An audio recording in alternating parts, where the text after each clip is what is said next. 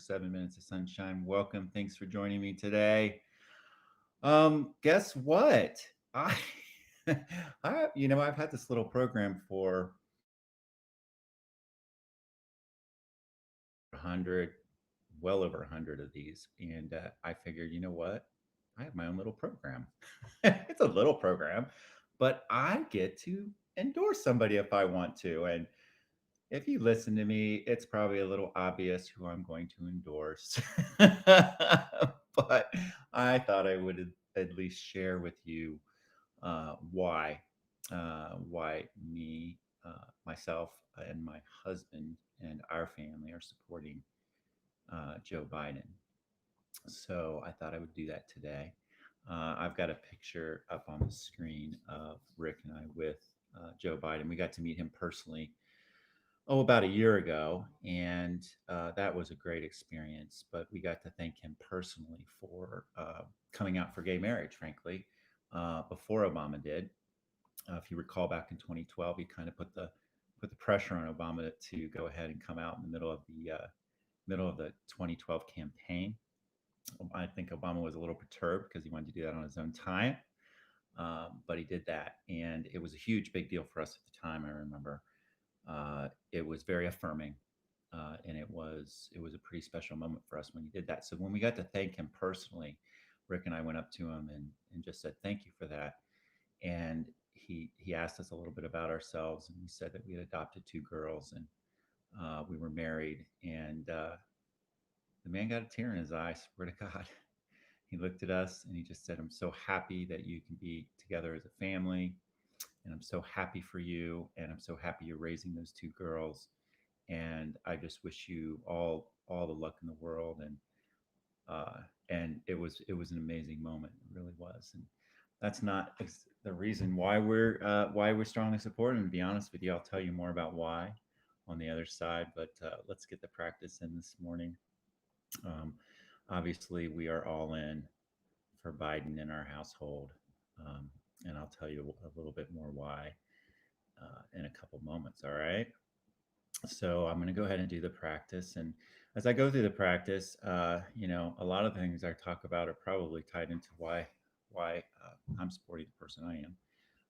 But we all have our own choice to make around that, right? And I know that. So anyway, I'm going to start with our values.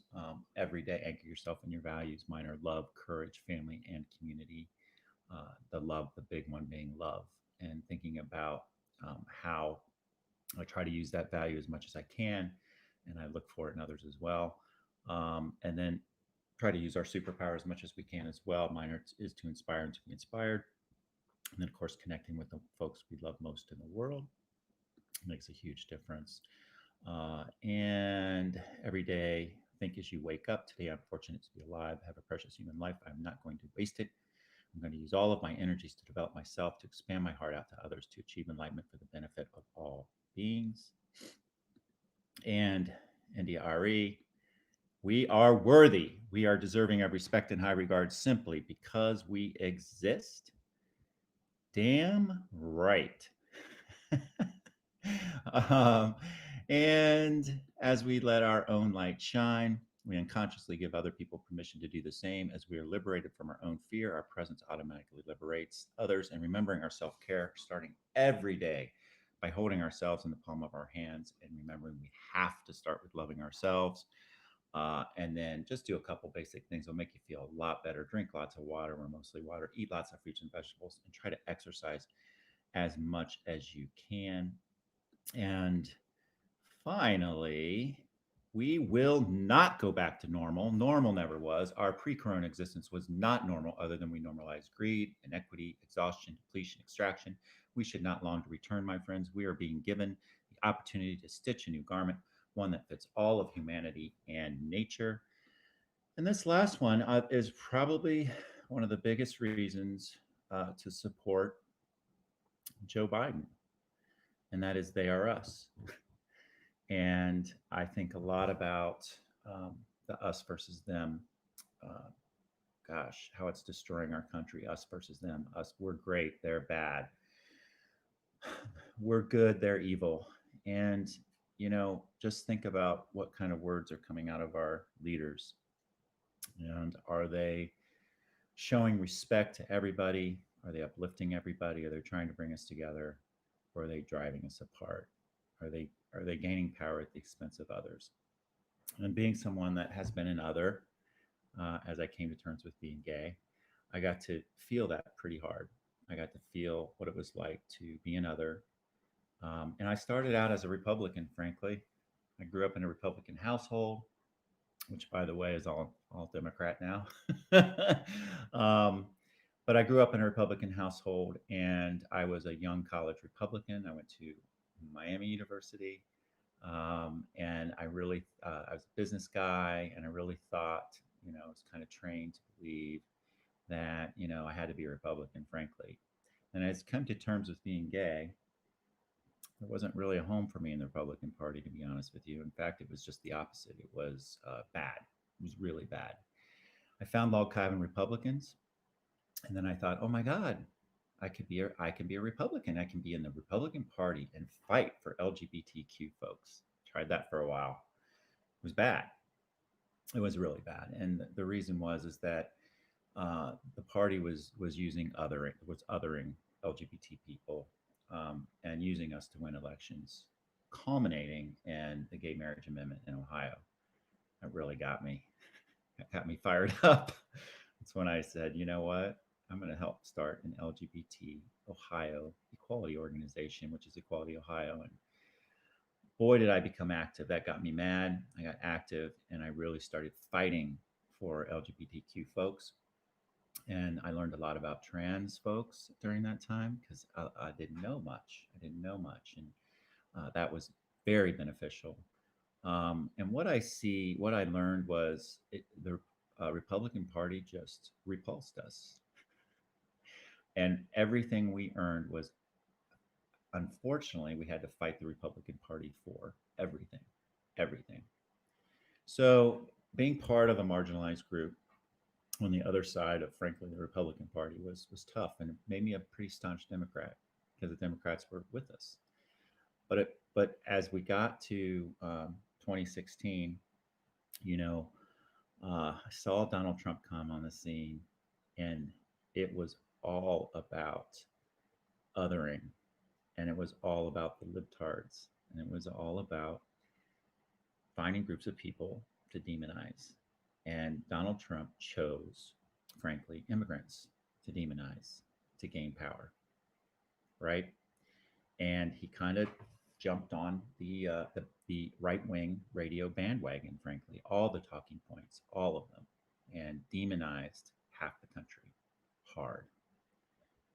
And it worked. And he got elected barely, even though he didn't even win the popular vote. He got elected.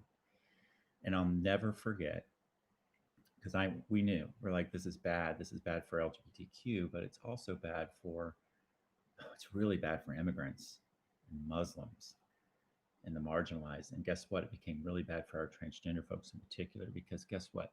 Gay folks have made so much progress. It's hard. It's harder and harder to get us. It's harder and harder. But transgender folks, boy, boy, did they go after the transgender folks, right? Because they weren't as, I would say, a little further behind the curve on educating, on having our whole society educate on transgender issues. So it's easier to demonize folks that we don't know, right? Like immigrants in our transgender community. And it was shameful, shameful what happened. Kicking transgender folks out of the military, really, after they had just been allowed in, really, really. It was mean, cruel. Putting kids in cages, really mean and cruel and othering. So when you're part of an other, you learn and you really develop more empathy. And I did. I really did. And I was sad. I've been sad for 4 years and I've been mad. And so with your 7 minutes of sunshine, you get all of me, and I have to share where my heart is and share my truth. And I don't know where folks are at who listen to this. I love each and every one of you, no matter what, because I know that they are us. We all have to do this together, and we have to stop hating each other. And that, my friends, we're guilty on all sides. Is hate does not work. And if you're religious or you're Christian or you follow any of the great religions, great any of the religion, any of these philosophies, you know that love is at the heart of them. Got to do it. It's the only way we're going to make it. So no matter what happens in the election, and I tell you what, we're fighting hard. My husband's working from the time he gets up in the morning, time he goes to bed. Uh, he knew Biden would be a good a choice. Uh, and that's the last part is I'll just share is Biden.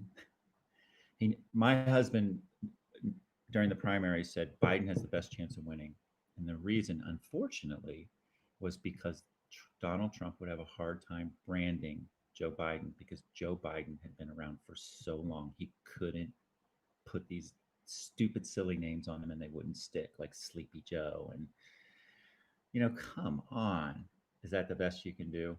But this childish juvenile name calling and trying to brand folks, that's what we got as president, and it didn't work. It hasn't worked.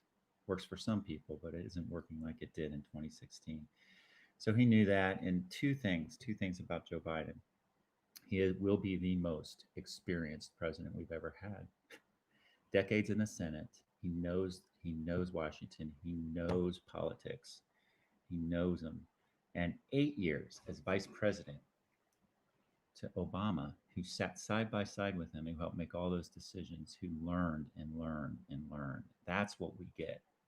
He's going to pick a great cabinet full of very experienced people who know what they're doing. And then the second reason is he's a good man. He's just a good man. He's got a good heart. He just does. I've met him myself.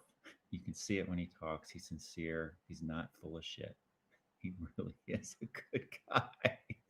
So, two really good reasons no matter what policies you have, we just need good leaders who are going to try to unite us and work for all of us and try to bring the country together. It's going to be really hard. It's going to be really, really hard to do. We got to help and we got to remember that they are us. We just got to remember that. We got to remember that. All right, that's it. That was a long one again. I'm sorry. And I missed Friday. We had technical difficulties. We couldn't get past them. So Carl Lavani will be my guest tomorrow, who's running for judge. He's able to talk about good men. Wait till you hear his values and superpower. They're fantastic. And then Thursday, frankly, my 7 minutes was intense. I was like, oh my god, that was intense. Like I was kind of reeling from that a little bit, to be honest. But there you go. I thought I would share the endorsement for Joe, and let's do this. And thank you for joining me today. Love each and every one of you. Have a great day. Remember, even when it's really